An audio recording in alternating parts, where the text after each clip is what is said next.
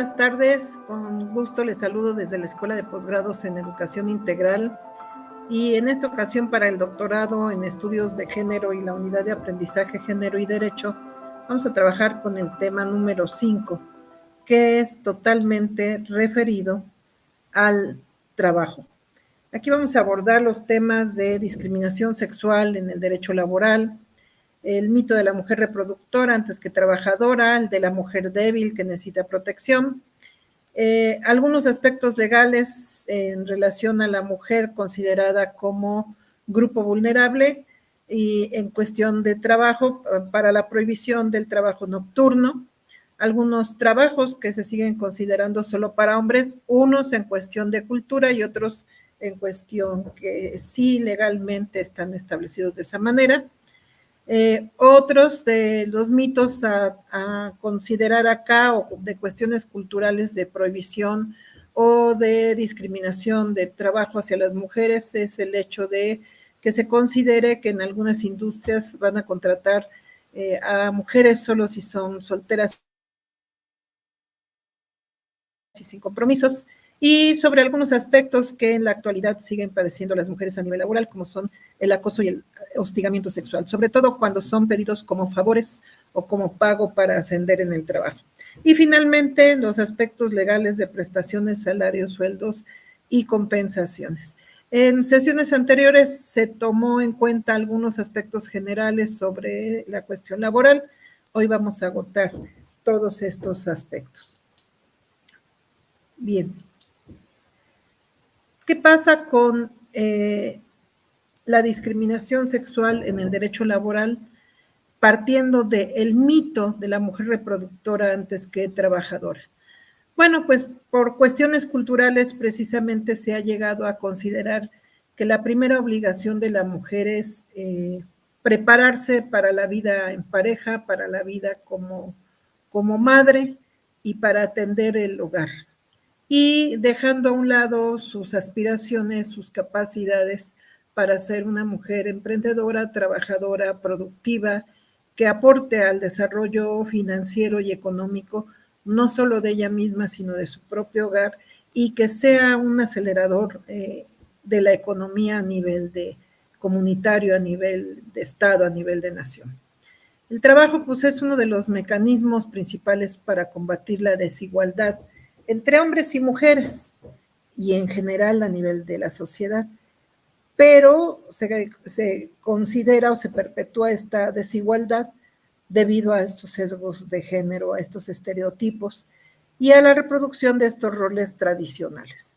Entonces, este fenómeno de feminización del empleo consiste en determinar las actividades que son aptas para la mujer, generándose canales de segregación laboral, o sea, tú no puedes estar acá porque como industria, como empresa no me conviene, si te embarazas ya no vas a venir, te tengo que dar por derecho tus tiempos de descanso para el parto, te tengo que procurar tus tiempos de lactancia, y a mí no me conviene porque pues yo estoy pagando esos tiempos y en esos momentos que tú no trabajas, pues no eres productiva para mis intereses.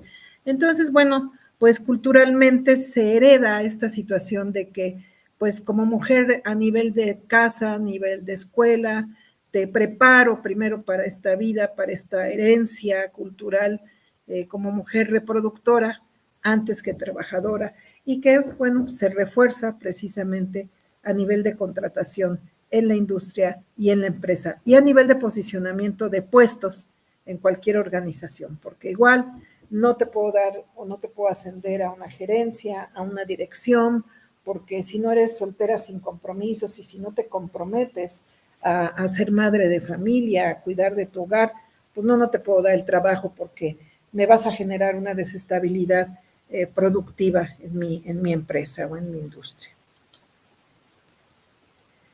Bueno, pues estos estereotipos, este trabajo doméstico visto como actividad normal para la mujer asociada a ese sometimiento y al cuidado de los niños, pues termina incluso también ser considerado como algo no productivo. O sea, es tu obligación servir en tu hogar y cuidar a tus niños, pero eso no se considera un trabajo y no se considera algo productivo.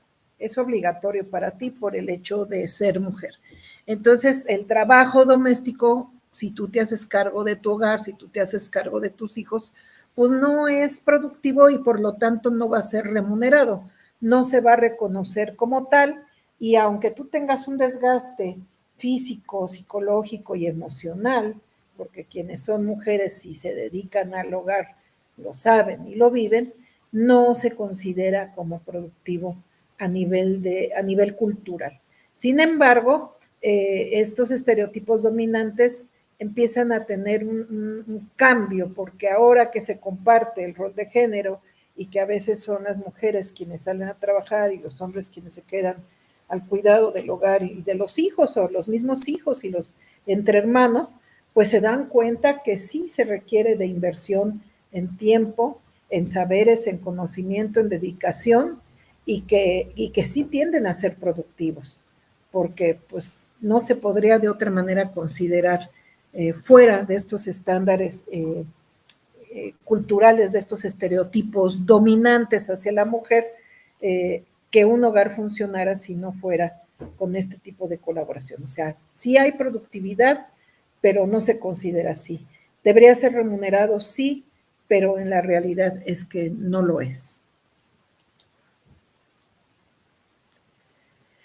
Bien, dice aquí, el mito de la maternidad obtiene eficacia a partir de una ilusión de atemporalidad. La lógica del planteo indica que ya la maternidad se inscribe en el orden de la naturaleza y no el de la cultura.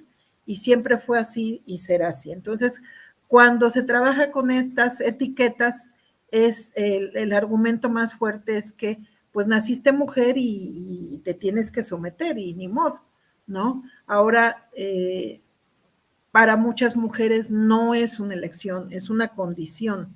Casarte, tener hijos y atender tu hogar. Y por lo tanto, la maternidad no es compatible con las posiciones de liderazgo. Entonces, y este discurso se distribuye popularmente, o sea, biológicamente naciste mujer y es tu obligación. Y se distribuye en términos científico, político e ideológico. Y entonces se toma incluso como un ideal de realización el hecho de poderte casar, el hecho de ser madre de familia y el hecho de tener el privilegio de atender un hogar, ¿no? Se considera incluso como la realización. Sin embargo, hoy en la actualidad hay mujeres que no consideran eso su prioridad. Y bueno, pues sí es respetable, porque así como hay hombres que no consideran realizarse a nivel de formar un hogar, pues la mujer tiene también ese mismo derecho. No puede estar tal vez en sus aspiraciones el vivir en pareja, el tener hijos y el considerar no productivas las labores que en su propio hogar pueda llevar a cabo, ¿no? Incluso distribuyen su tiempo y establecen sus prioridades. Y la misma madre trabajadora, sobre todo la madre soltera trabajadora al frente de sus propios hijos, pues genera empleo productivo a nivel de contratación en labores del hogar. Hay quienes tienen niñeras, hay quienes tienen cocineras, hay quien se dedica a la limpieza de los hogares, y la misma madre trabajadora provee de ese empleo. Entonces, desde ese punto de vista, pues hay una productividad, y muchas veces las personas que trabajan en estos cargos son al mismo tiempo amas de casa y madres de familia, pero además de atender su hogar, pues están cumpliendo con un espacio laboral, incluso reproduciendo el rol. Y entonces ellas llegan a valorar más el trabajo que hacen en los hogares. Pero esta frase se hace presente todavía, no solo desde el punto de vista de una herencia cultural, sino a través del argumento de que biológicamente es lo que corresponde. Y es el ideal mujer madre. Bien, otro de los mitos a nivel laboral es que la mujer, dice, por naturaleza es débil y por lo tanto necesita protección. Y viene incluso hasta en la literatura, ¿no? Viene y se reproduce bajo ese estigma y se reproduce bajo ese panorama. Y culturalmente también se da, y en los matrimonios se reproducía a nivel civil y se sigue reproduciendo a nivel eclesiástico en muchos tipos de religiones, ¿no? El hombre es quien es fuerte, es quien es el proveedor y es quien debe de proteger a la mujer que es débil, ¿no? Incluso cuando existía la epístola de Melchor Ocampo en el matrimonio civil, se mencionaba este aspecto, ¿no? El hombre es el proveedor, es quien protege, la mujer es débil, es quien necesita ser protegida, pero a cambio de esa protección la mujer tiene que obedecer, tiene que cumplir, tiene que ceder, e incluso en la epístola se decía, no despiertes el instinto agresivo del esposo, ¿no? Y eso muchas veces justificaba que las mujeres sufrieran de violencia doméstica, ¿no? Porque la primera pregunta era cuando el hombre las golpeaba, pues, ¿qué le hiciste o qué le dijiste? ¿No? Como si la mujer, además de ser víctima, fuera al mismo tiempo la culpable de ser violentada. Y entonces ese sexo débil prevalece y sigue prevaleciendo sobre las formas de desigualdad social. Y ojo con esto, no es lo mismo ser vulnerable que ser débil, ¿sí? Y no es lo mismo ser vulnerable que ser víctima, porque de repente los términos se toman como un sinónimo. Entonces, si eres víctima y eres una mujer golpeada, pues lo eres porque eres débil. No. El grupo vulnerable significa precisamente que a nivel histórico-social se sigue reproduciendo los esquemas de discriminación, de no inclusión, de maltrato, de violencia, en fin. Ese es un grupo vulnerable y la mujer culturalmente pues sigue siendo vulnerable por estas circunstancias, pero no es un sinónimo de debilidad, ¿sí? Y entonces, bueno, eso es lo que se da también como un mito, el hecho de que por naturaleza, por biología es débil y por lo tanto tiene que ser protegida. ¿Por quién? Por el hombre. Y a cambio de esa protección, pues tiene que haber obediencia, tiene que haber sumisión y tiene que soportarse todo lo que venga con ello.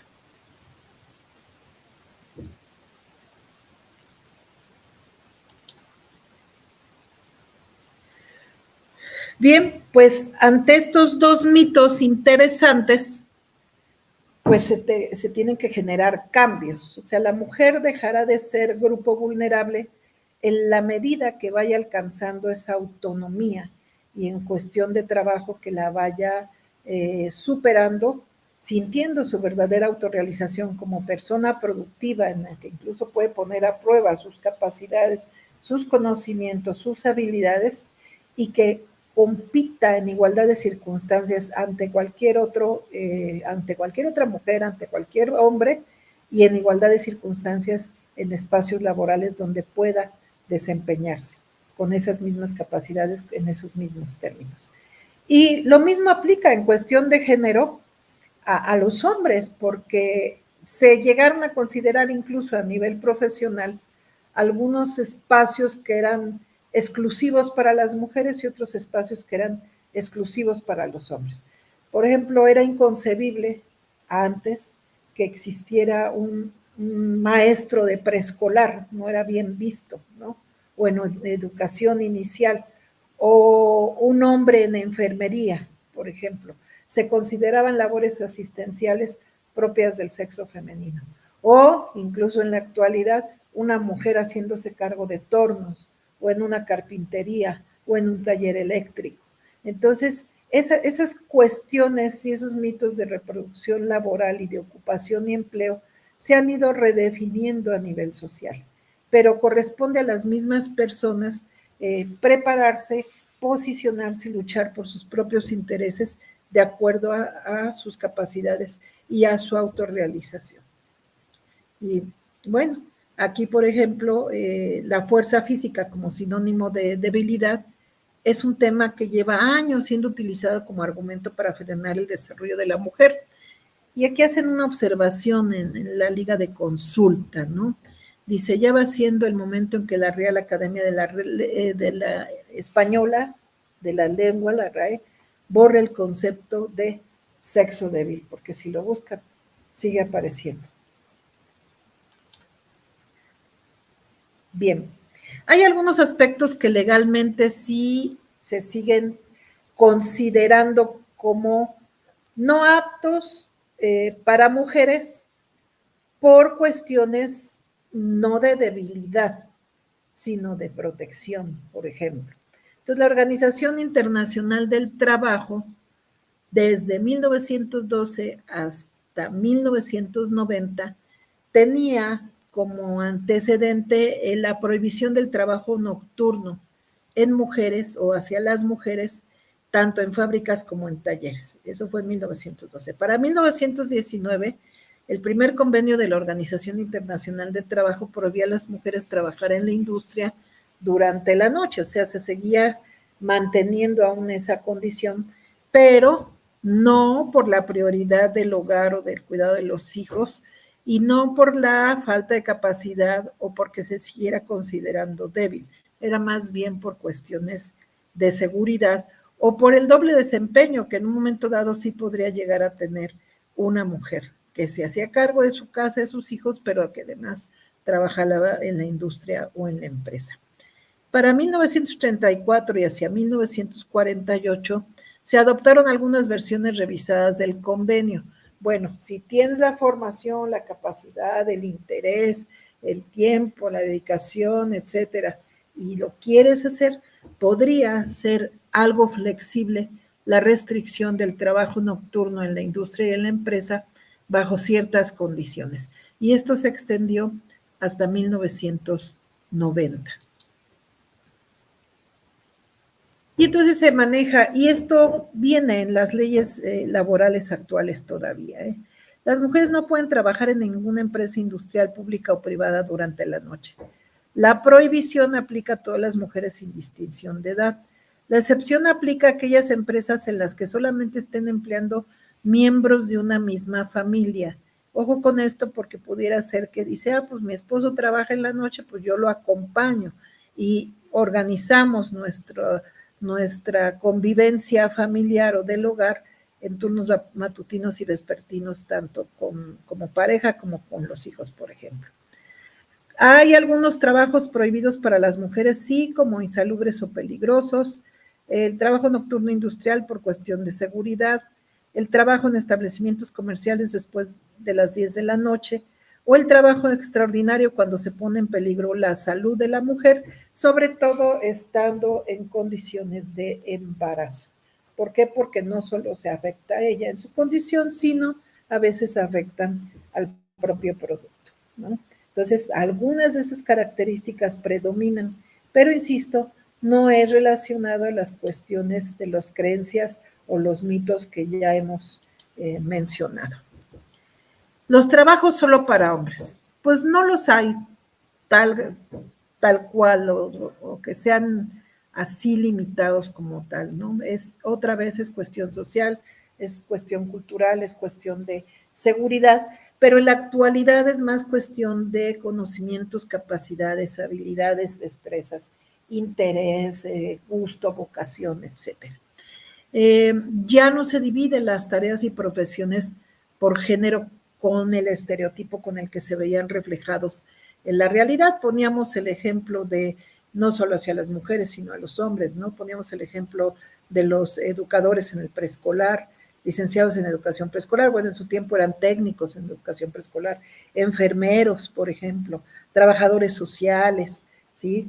Incluso como señores de casa, ¿no? Como amos de casa.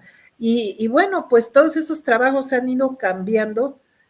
Hoy hay mujeres también que se dedican, como decíamos, a la carpintería, a la plomería, a la electricidad. Yo ya tuve la experiencia de una mujer electricista muy hábil, muy conocedora de su campo, muy responsable, muy bien hecha y bueno, pues ni hablar, es su vocación. Platicando con ella, ella me decía, pues me gustaba desde chica, yo me preparé, tomé mi carrera, tomé mis cursos y ahora me dedico a hacer mis instalaciones, a hacer reparaciones y demás.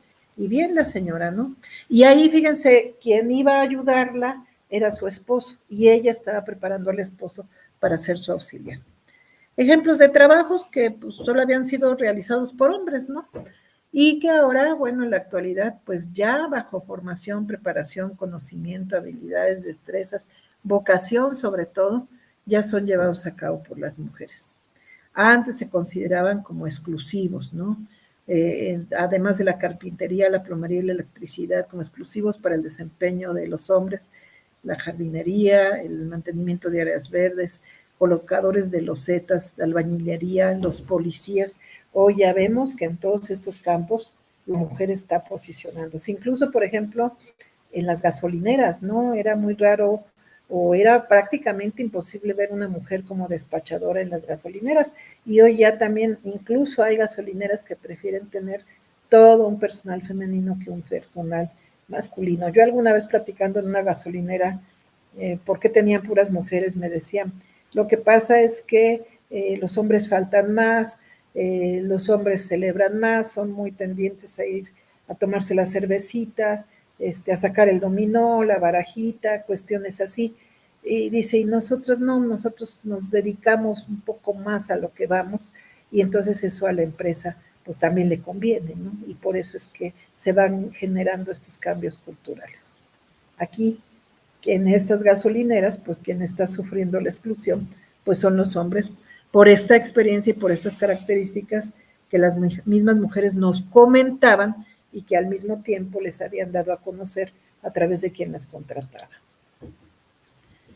Y entonces, bueno, pues ya rompiendo estos estereotipos, tenemos otro tipo de ocupaciones como ganaderas, carpinteras, camioneras, y en el deporte, bueno, qué decir del deporte, deportes que antes estaban minados o prohibidos para las mujeres porque seguían considerándose como deportes demasiado fuertes, demasiado hoscos, y como el fútbol americano, por ejemplo, el ejercicio policial, el ejercicio periodístico, los ingenieros, empresarios, bomberos, informáticos, pilotos, etcétera.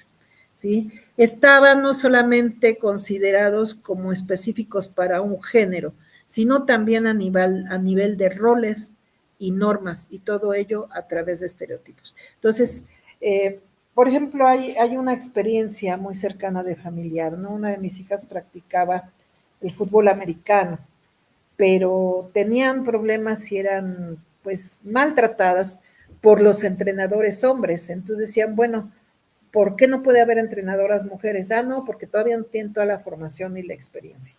Y entonces, aunque ya se les permitía jugar, pero sí eran maltratadas por los entrenadores hombres. Y los entrenadores hombres a la vez, yo veía ahí un fenómeno como de cierta frustración por no haberse podido desempeñar a lo mejor profesionalmente en el deporte, y entonces se dedicaban a entrenar equipos de mujeres, pero como para querer demostrar que la autoridad y el poder lo seguían teniendo ellos. Y entonces en los entrenamientos y en los juegos me tocó ver cómo maltrataban a las mujeres, ¿no?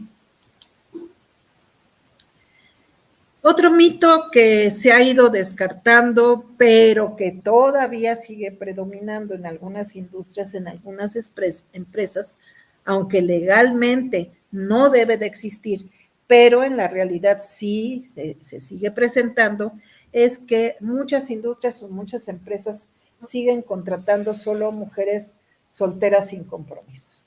Y es más, a veces hasta las hacen firmar la carta de renuncia anticipada o los contratos condicionados con estas características, ¿no?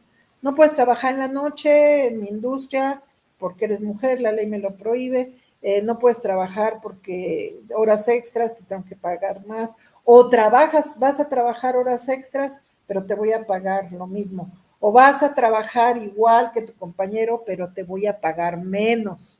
Entonces, esto, por ejemplo, en la albañilería es bien común, ¿eh? Contratan mujeres para pagarles menos, ¿sí? O contratan mujeres en otros espacios para pagarles menos, aunque a veces desempeñan lo mismo que los hombres en las mismas condiciones, o les digo, una condición es sí vas a hacer lo mismo, pero como eres mujer, te voy a pagar menos, ¿no?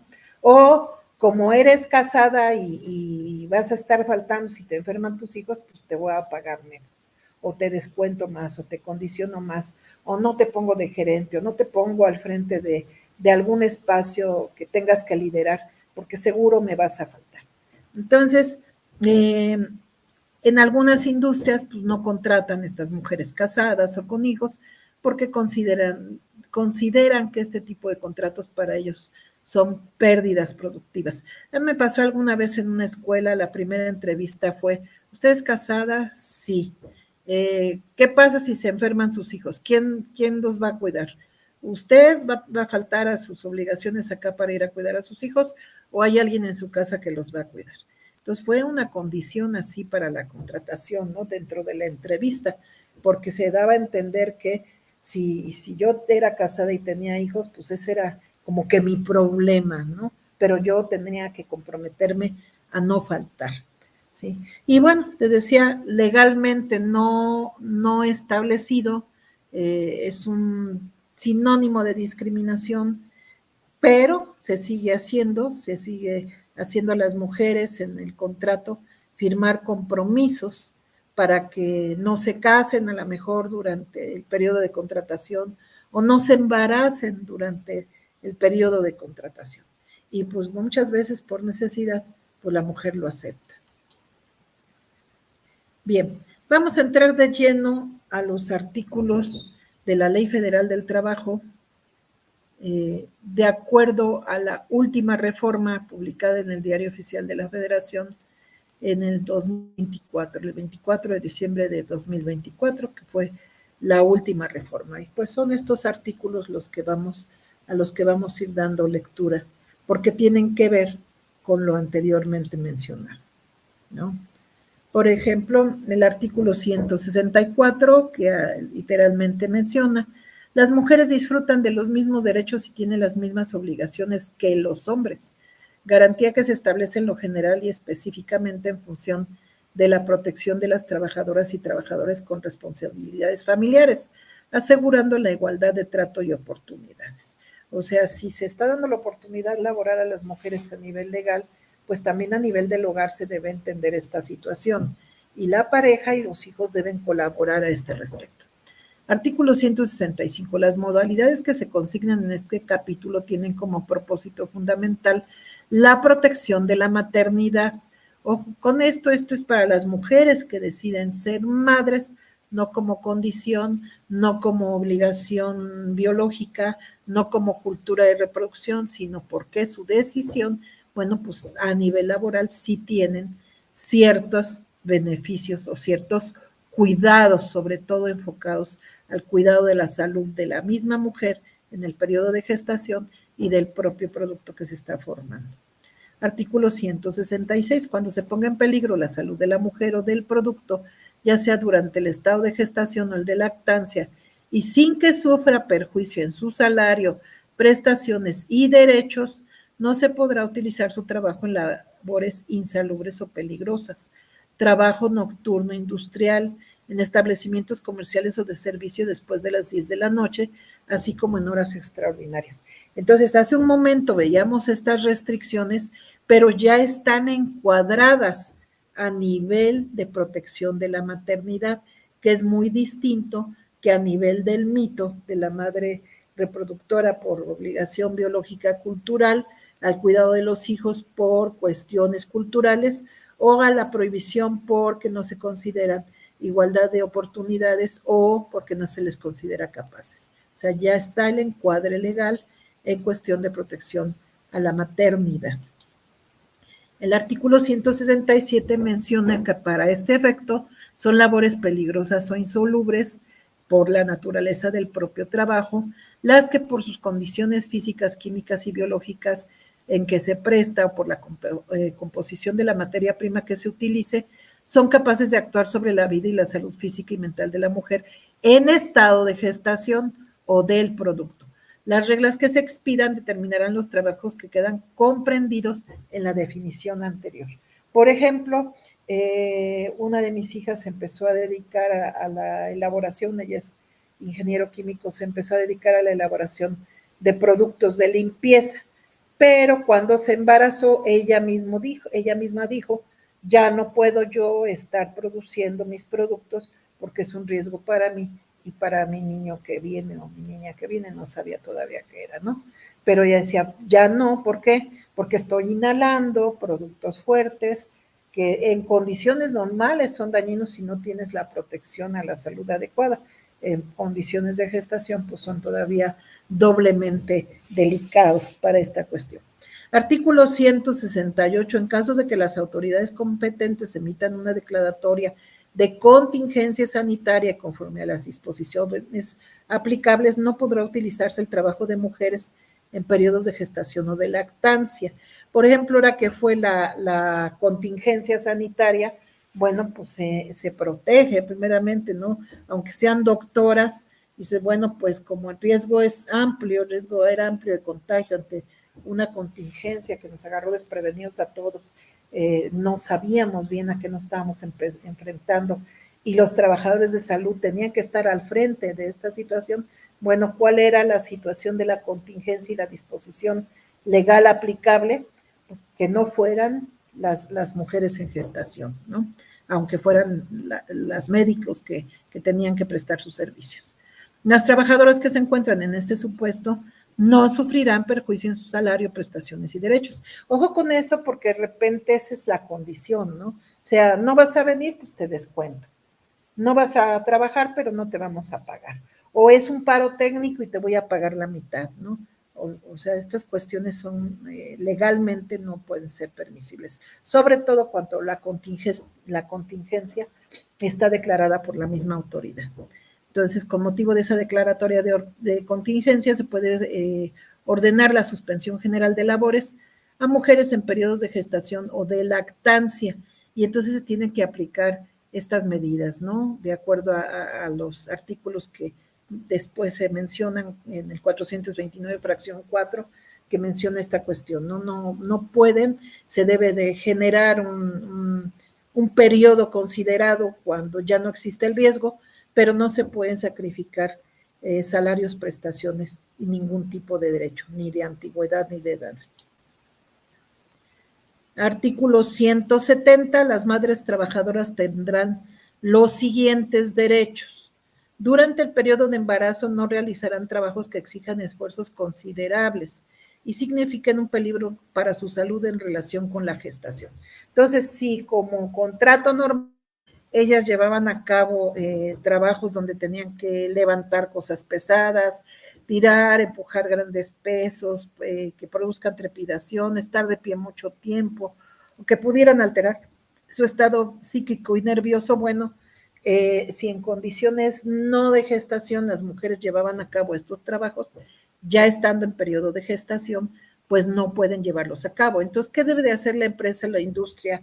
Prever como uno de estos derechos a la mujer, que no se le puede condicionar que no se embarace, sino que durante su periodo laboral se llegue a embarazar, bueno, pues moverlas temporalmente a desempeñar otro tipo de actividades sin sacrificar, como ya se mencionó, sueldos, prestaciones, derechos y demás. Y cuando la situación pase, cuando legalmente se cumplan los periodos que durante el embarazo se deben de dar por derecho laboral, pues la mujer puede ser restituida a sus labores anteriores. Disfrutarán de un descanso de 6 semanas anteriores y 6 posteriores al parto, a solicitud expresa de la trabajadora, previa autorización escrita del médico de la institución de seguridad social que le corresponda, o en su caso del servicio de salud que otorgue el patrón, tomando en cuenta la opinión del patrón y la naturaleza del trabajo que desempeñe.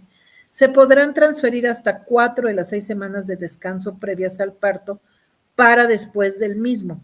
En caso de que los hijos hayan nacido con cualquier tipo de discapacidad o requieran atención médica hospitalaria, el descanso podrá ser de hasta 8 semanas posteriores al parto, previa presentación del certificado médico correspondiente. Entonces, la mujer puede decidir junto con su médico y con su mismo patrón si no está en riesgo su gestación, si no está desempeñando un trabajo de inseguridad o de riesgo a la salud o a la salud del producto y su trabajo lo está llevando bien emocional, psicológicamente y físicamente, aunado a su periodo de gestación, puede mover sus semanas. Lo que sí es, ¿no? El hecho de que diga, es que puedo trabajar otras 2 semanas más antes del parto y segura y con toda la garantía de que no va a pasar nada para ella o que no se va a poner en riesgo ella ni su producto, ni su menor que viene, que va a nacer, su pequeño que va a nacer, y entonces decir, ok, sí te traslado las semanas. Lo que no se debe hacer es decir, no, tú quisiste seguir trabajando, ya trabajaste 2 semanas más, no es mi problema, posterior al parto yo nomás te doy tus otras 6 semanas. No, si ella decidió trabajar 2 semanas más antes, quiere decir que posterior al parto esas 2 semanas se le tienen que dar. O sea, sus 12 semanas son obligatorias y no se pueden condicionar. Y ya se dijo aquí que incluso cuando el pequeño nacido requiera de una atención médica extraordinaria y de atención por parte de la madre, pues se tendrán que dar por ley esas semanas más. Y si 2 semanas antes siguió trabajando, pues imagínense, se le suman, ya estaríamos hablando de 10 semanas posteriores al parto, que por ley deben ser consideradas y que además no le sacrifican ni en antigüedad, ni en su puesto, ni en salarios, ni en prestaciones. En la realidad legal no debería de ser así.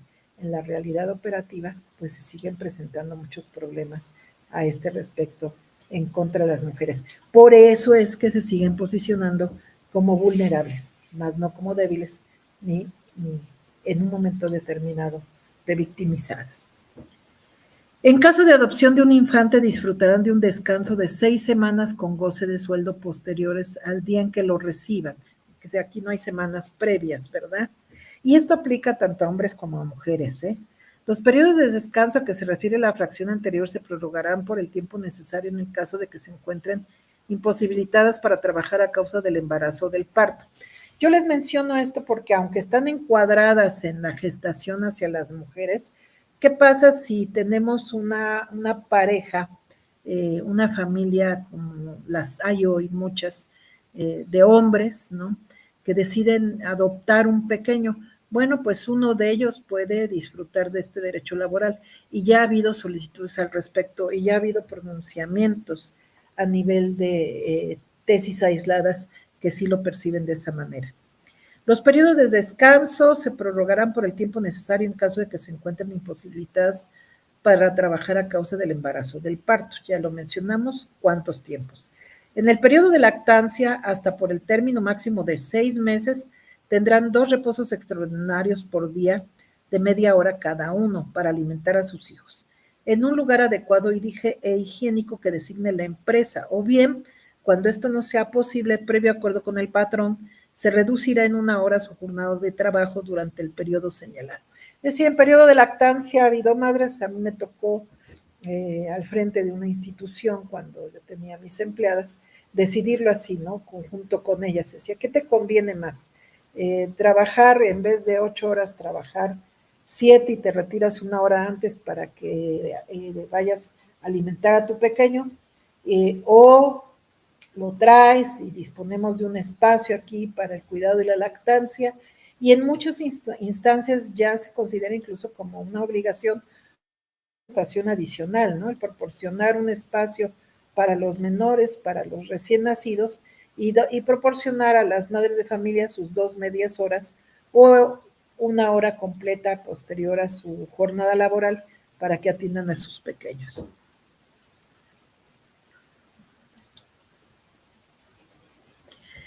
Durante los periodos de descanso a que se refiere esta fracción percibirán un salario íntegro. En los casos de prórroga mencionados tendrán derecho a 50% de su salario por un periodo no mayor de 60 días. Entonces, aquí depende de cómo estén situados los permisos y los derechos laborales, ¿sí? Salario íntegro o 50 por un periodo no mayor de 60 días, 50% de su salario. A regresar al puesto que desempeñaban siempre que no haya transcurrido más de 1 año de la fecha de parto, y a que se computen en su antigüedad los periodos pre y postnatales, o sea, no se sacrifica ni se condiciona ninguno de los derechos laborales. 170 bis, los padres o madres de menores diagnosticados con cualquier tipo de cáncer gozarán de la licencia que se refiere el artículo 140 bis de la Ley del Seguro Social, en los términos referidos con la intención de acompañar a los mencionados pacientes en sus correspondientes tratamientos médicos. O sea, les tienen que dar los permisos que el mismo sector salud les está solicitando para acompañar a sus hijos a los tratamientos médicos, sean o no hospitalarios. Si son hospitalarios, con mayor razón, ¿no? Porque a veces piden a los padres que esté un familiar de primera línea las 24 horas en la estancia hospitalaria por cualquier urgencia que se presentara. Y entonces se tiene que dar ese permiso tanto al padre o a la madre para que asistan a su pequeño mientras está en tratamiento. El artículo 171 dice: los servicios de guardería infantil se prestarán por el Instituto Mexicano del Seguro Social de conformidad con su ley y disposiciones reglamentarias. Entonces tienen derecho a la guardería a partir de los 45 días de nacidos de sus niños y hasta los 3 años 11 meses, si dentro de estos servicios no existe una extensión al primero de preescolar, porque hay algunos en las que ya existe extensión y entonces se pueden estar hasta los 3 años 11 meses y se les considera haber cubierto el primer año de educación preescolar dentro de esta instancia. El artículo 171 es el que nos refiere a esta ley y son algunos de los aspectos que se consideran a nivel del servicio. Artículo 172, en los establecimientos en que trabajen mujeres, el patrón debe de mantener un número suficiente de asientos o sillas a disposición de las madres trabajadoras, ¿sí? Entonces, no es apto ni sano para las mujeres, las madres trabajadoras que estén de pie todo el tiempo, ¿no? Después del parto hay muchos cambios hormonales, las que, o a veces por el mismo parto, por las mismas condiciones del embarazo y del parto, pues la mujer tiende a acumular más grasa o más masa muscular y entonces al subir de peso, no por cuestiones necesariamente de que esté comiendo muchísimo más o algo así, sino la misma naturaleza, ahí sí, biológica, de repente les da esta cuestión a las mujeres de subir algo de peso en cuestión de acumulación de grasa, acumulación de masa muscular, estar mucho tiempo de pie empieza a minar en sus capacidades físicas, ¿no? Se hinchan los pies, duelen las piernas, etcétera. Entonces, por ello, en cuestiones de salud se ha transferido a las cuestiones de derechos laborales esta situación. Proveer de sillas para que en determinados momentos las mujeres que son madres trabajadoras puedan sentarse y reposar un momento. Bien, agotadas las cuestiones de derecho laboral, pasamos a otro tema que también está considerado dentro de los derechos laborales como una parte de protección. Sin embargo, aquí, ojo con esto, no hay que dar, fíjense muy bien en esto, no hay que dar un tratamiento administrativo al acoso y al hostigamiento sexual, sobre todo cuando son condiciones para que se mantengan en el trabajo o para que tengan un ascenso las mujeres, porque esto cultural e históricamente ha sido una constante, desafortunadamente, y se sigue presentando en muchos lados. Entonces, no se trata de dar un tratamiento, una sanción administrativa y ocultar, porque quien oculta pues ya también estaría incurriendo en una omisión o en una complicidad. Cuando esto suceda, ya se rebasa la línea y hay que denunciar. ¿Sí? Entonces dice, el acoso y el hostigamiento sexual en el trabajo son formas de violencia sexual que afectan los derechos humanos. Son expresiones de inequidad de género que limitan las oportunidades de desarrollo profesional de las personas. ¿Cómo se manifiestan? Pues por conductas verbales o físicas relacionadas con la sexualidad, acciones no deseadas, repetitivas y premeditadas, comentarios sexuales sobre la apariencia, vestimenta o partes del cuerpo, gestos sexuales inapropiados, tocar a alguien sin su consentimiento o invitar a alguien repetidamente, como el jefe a la secretaria, o en fin, ¿no? Entonces, ¿por qué? Porque ya van con otra intencionalidad, ¿no? Yo a veces sí recibí observaciones sobre esta cuestión de que el hombre a lo mejor pensaba que estaba dando un piropo a la persona, y para la persona que recibió el piropo se sintió ofendida, se sintió incómoda, porque no tocaba un aspecto a lo mejor estético o de belleza sobre la mujer, sino rebasaba la línea hacia el acoso o al hostigamiento sexual, ¿no? Y las mujeres preferían renunciar. Hoy la invitación está abierta a la denuncia, y nosotros como contratadores no podemos mantenernos al margen de esta situación dando una sanción administrativa o una simple llamada de atención. Eso ya pasó a la historia, porque si no actuamos, se sigue reproduciendo. ¿Cuáles son las consecuencias? Pues obviamente disminuye la productividad, hay aumento de riesgos en accidentes laborales, porque pues, la mujer se está cuidando, está estresada por a ver a qué horas me viene a incitar, a hostigar, a acosar, etcétera. Hay discriminación, hay limitaciones en el desarrollo profesional y económico, pérdida de autoconfianza y autoestima, ansiedad, miedo, dificultad de concentración, insomnio y otros trastornos del sueño, tensión nerviosa, irritabilidad, neurodermatitis o trastornos cutáneos, cefalea tensional, migraña y depresión.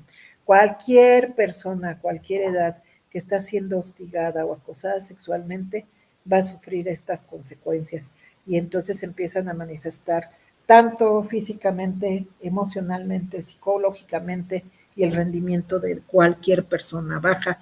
El sueño, la conciliación del sueño de cualquier persona se limita y se empieza a notar. Entonces, acuérdense, hay que denunciar, y por lo mismo, cuando esto ya es repetitivo, es constante y se tardaron en denunciar, o la empresa lo quiso ocultar por mucho tiempo, pues la rehabilitación de estas personas es multidisciplinaria, ¿no?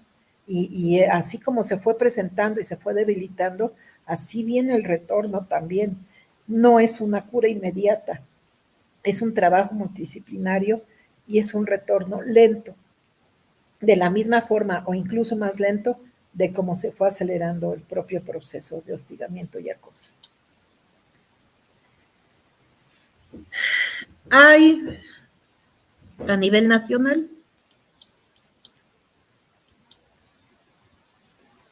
por parte de la Dirección General de Transversalidad de Género, legislación vigente para tratar en las diferentes entidades federativas el acoso y el hostigamiento sexual. Sin embargo,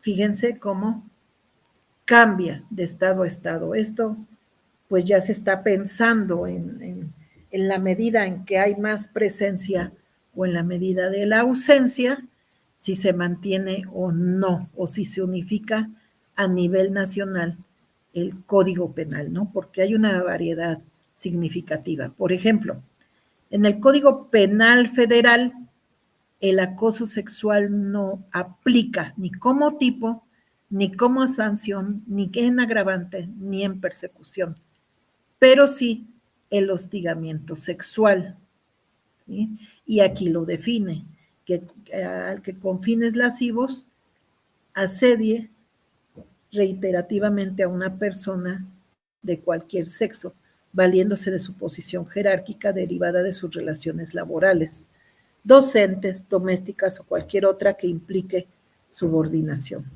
Pero acá está el tipo, pero no se considera en el Código Penal Federal el acoso sexual. En la legislación, por ejemplo, esto si lo consultan bien en todos los estados, yo nada más puse unos como ejemplo. En el estado de Aguascalientes, que sigue aquí, ¿no? Vienen incluso en orden alfabético. Lo mismo, no se considera el acoso sexual, pero sí el hostigamiento, ¿sí? Aquí tienen incluso la diapositiva completa para que entren a nivel de gobierno del estado y del Instituto Nacional de las Mujeres, donde viene todo concentrado, porque les digo, cambia en la percepción de cada estado. Por ejemplo, en el estado de Oaxaca no se normaliza el tipo penal, pero sí se contempla la figura del acoso sexual. Sin embargo, no se considera como sancionante. Lo que no sucede, o sí sucede más bien como tipo sanción agravante y persecución con el hostigamiento sexual. Ahora, ¿qué pasa? Yo me brinqué todos los estados por poner nada más y llegar a mi estado, que es el... En el estado de Puebla sí se contemplan sancionativamente a nivel de agravantes y a nivel de persecución y tipo, y como delito, tanto el hostigamiento sexual como el acoso sexual. ¿Sí? Y entonces da el tipo. Comete el delito de hostigamiento sexual quien, valiéndose de una posición jerárquica derivada de la relación laboral, docente, doméstica o cualquier otra que genere subordinación, asedie a otra persona emitiéndole propuestas, utilice lenguaje lascivo con este fin o le solicite ejecutar cualquier acto de naturaleza sexual. Y comete el delito de acoso sexual quien, respecto a una persona con la que no exista relación de subordinación, lleve a cabo conductas verbales, físicas o ambas relacionadas con la sexualidad. ¿Sí? Entonces, continúa acá. Todo esto es de la legislación de Puebla y que causa un daño o sufrimiento psicoemocional y que lesione la dignidad de la persona. Entonces, es uno de los códigos penales donde sanciona más fuertemente y sí tipifica ambos, el acoso y el hostigamiento. Y como ya vimos, en otros estados de la República, no, a pesar de que existe un diferenciador, ¿no? Bueno.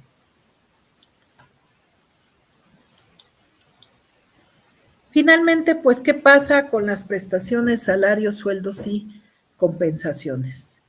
Bueno, estas prestaciones laborales, salarios de las mujeres en México pueden verse afectadas por la brecha salarial de género. ¿Cuáles son estas prestaciones? Ay, perdón.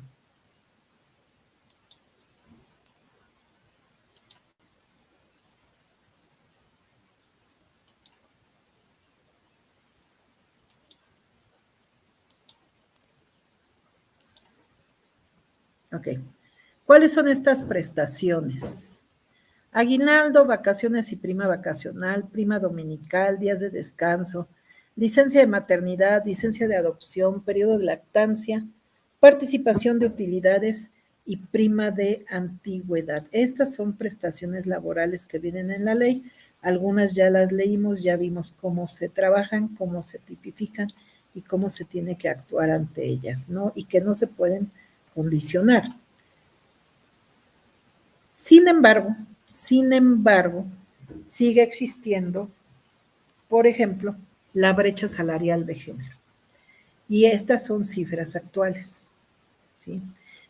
En México, los hombres ganan en promedio un 34.2% más que las mujeres por hora trabajada. Esta diferencia puede deberse a que las mujeres están concentradas en puestos de menor nivel. La brecha salarial varía por tipo de trabajo e incluso por estado, y la brecha salarial de género persiste en todos los sectores. Y a veces no tiene que ver con la posición laboral, ¿eh? A veces se genera como condicionante, ya lo habíamos comentado, ¿no? Sobre todo, por ejemplo, en labores más artesanales. Yo le decía, en albañilería, por ejemplo, lo hemos visto y lo hemos comentado y nos los han dado a conocer, ¿no? A veces hacen lo mismo y dicen, no, te voy a pagar menos porque eres mujer. Hace lo mismo y trabaja al mismo tiempo y a veces hasta trabajan más, pero les pagan menos. O sea, esta brecha salarial es todavía una realidad y que también tendría que ser denunciada ante las autoridades correspondientes. Dice, a pesar de que las mujeres representan el 50% de la población del país, no cuentan con las mismas oportunidades ni los mismos beneficios que los hombres en múltiples ámbitos de la vida social y laboral, en la remuneración que reciben al realizar el mismo trabajo que es su contraparte masculina, es lo que comentábamos, ¿no? Dice, en el marco de la conmemoración del Día Internacional de la Igualdad Salarial, la Embajada Británica en México realizó el conversatorio Cerrar la brecha, la importancia de cerrar la brecha salarial de género, en el que se habló sobre la desigualdad de oportunidades y salario para las mujeres en los centros de trabajo. O sea, tuvo que haber una convención extranjera para que esto pusiera el dedo en la llaga y dijera, espérate, legalmente no está permitido, pero social y laboralmente es una constante. De acuerdo con la Organización para la Cooperación y Desarrollo Económico, la OCDE, en México la brecha salarial entre mujeres y hombres era del 18.8% en 2019 y representa una de las brechas más amplias de los países miembros de la OCDE, muy por encima de la brecha salarial promedio identificada del 13%. Bueno, si nos vamos al 2024, esto más o menos sigue igual, anda más o menos por el 16.5%. Y la media ha disminuido al 11%, o sea, seguimos más o menos 5 o 6 puntos arriba de la media internacional. De acuerdo con el estudio Discriminación Estructural y Desigualdad Social realizado en conjunto con la Secretaría del Trabajo, la CONAPRED y la CEPAL, la brecha salarial en México persiste con posiciones ocupacionales y escolaridades similares. Los hombres reciben en promedio un ingreso laboral por hora trabajada 34% mayor al de las mujeres. Esto implica que el ingreso laboral de las mujeres debería incrementar en más de un tercio para ser equivalente al de los hombres.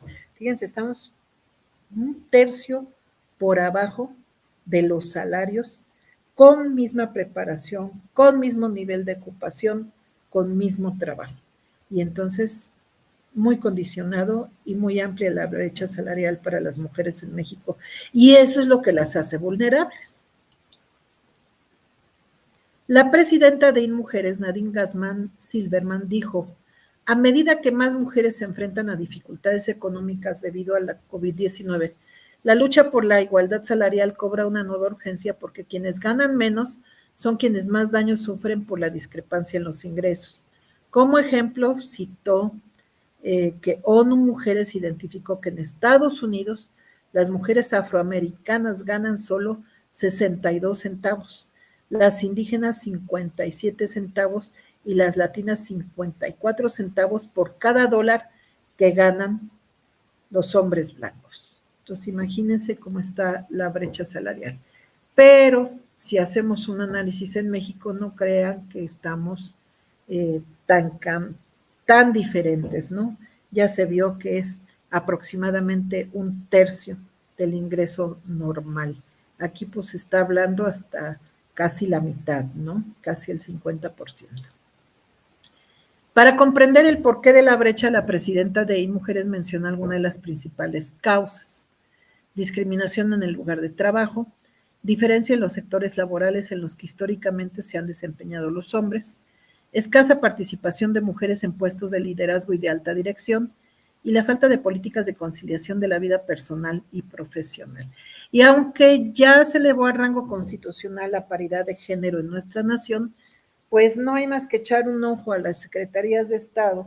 Acaban de subir aquí en Puebla una foto de los funcionarios de la Secretaría de Economía y yo sí hice la observación porque pues, eran 10 hombres y entonces dices, ¿y entonces dónde está la paridad de género de esta Secretaría de Economía donde los 10 puestos principales de desempeño los ocupan los hombres? Secretaría de Economía en Puebla. Por ello, dice, en el Gobierno de México estamos promoviendo cambios en el marco normativo laboral que permitan condiciones para la inclusión de las mujeres en el mercado laboral, priorizando la igualdad salarial. También estamos estableciendo medidas de conciliación de la vida laboral, familiar y personal en las dependencias y entidades de la Administración Pública Federal, así como incentivar el principio de paridad en la designación de nombramientos en mandos directivos de la Administración Pública Federal. Ojo, échenle ojo, por favor, a la Secretaría de Economía en Puebla, que es un ejemplo contrario. Asimismo, desde InMujeres implementamos la norma mexicana en igualdad y no discriminación basada en la normatividad nacional en materia laboral y en las disposiciones internacionales. Como la CEDAW reconoce a los centros de trabajo y busca cambiar la cultura laboral de las organizaciones al fijar las bases para el conocimiento público de los centros de trabajo que demuestren, entre otras cosas, la incorporación de la perspectiva de género, garantizar la igualdad salarial y otorgamiento de prestaciones y compensaciones al personal, entre otras acciones que generen ambientes libres de violencia y discriminación. Sobre todo, libres porque se consideran tipificados como delitos de hostigamiento y acoso sexual. Y ojo con eso, hay que establecer también la cultura de la denuncia a nivel laboral ante estos casos. Para concluir, Nadine Gassman hizo un llamado a todas las instancias del gobierno federal y de la iniciativa privada a redoblar esfuerzos para cerrar la brecha salarial. Sigamos promoviendo el cierre de las brechas de desigualdad de género desde sus trincheras. Con su colaboración y al compartirnos buenas prácticas, también contribuyen de manera importante a la búsqueda de soluciones viables y sobre todo efectivas. Pero hoy por hoy, al 2025, culturalmente, socialmente, laboralmente, seguimos viviendo lo contrario. Pues empecemos nosotros con el ejemplo. Pues muchas gracias. Con esto concluimos la plática de esta tarde.